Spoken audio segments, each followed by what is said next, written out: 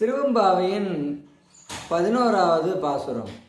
மொய்யார் தடம் பொய்கை உக்குமுகர் என்ன கையார் குடைந்து குடைந்தும் கலல் பாடி ஐயாபலி அடியும் வாழ்ந்தோம் காணார் அழல் போல் செய்யாவென் நீராடி செல்வா திருமருங்குள் மையார் தடம் கண் மடந்தை மணவாளா ஐயானி ஆட்கொண்டு அருளும் விளையாட்டில் உய்வார்கள் உய்யோம் வகையெல்லாம் பொய்ந்து ஒளிந்தோம் செய்யாமல் காப்பாய் எமையலோர் எம்பாவாய்.